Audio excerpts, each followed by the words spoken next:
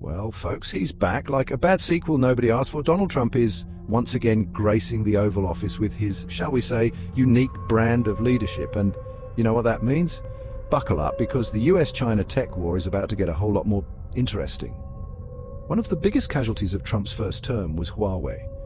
This Chinese tech giant, known for its smartphones and 5G technology, found itself in Trump's crosshairs, slapped with sanctions that crippled its global ambitions. But Huawei, much like a cockroach after a nuclear apocalypse, proved surprisingly resilient. It weathered the storm, licked its wounds, and came back swinging. The question now is, with Trump back at the helm, will Huawei be able to dodge the second punch, or will it be a knockout blow? Let's rewind the clock to Trump's first reign of terror, shall we? Back then, he went after Huawei with the subtlety of a bulldozer in a china shop. Sanctions rained down like confetti, cutting Huawei off from vital US technology, like the microchips that power its smartphones. The impact was immediate and brutal. Huawei's smartphone sales plummeted, its global ambitions seemingly dashed. The message was clear: challenge America's tech dominance and you'll face the consequences. But here's the thing about Huawei: they're scrappy. They're like that annoying kid in school who, no matter how many times you trip them, always seems to bounce back. They poured resources into research and development, doubled down on their domestic market, and started exploring alternative supply chains.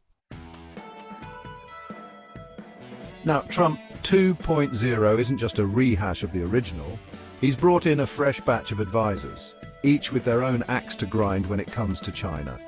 We're talking hawks, folks, the kind who see a Chinese restaurant menu and immediately suspect espionage.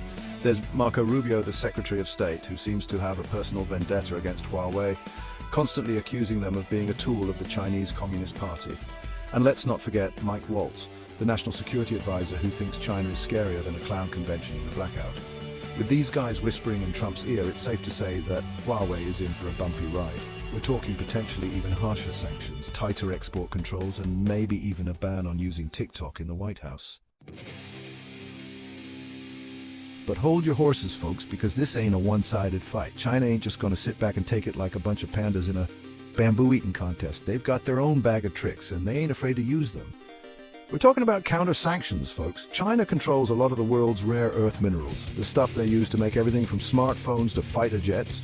And they've already shown they're willing to restrict exports of these materials to countries that don't play ball. So what does the future hold? Nobody knows for sure, but one thing's clear: the US-China tech war is far from over. It's a high-stakes game of chess with the future of the global tech landscape hanging in the balance.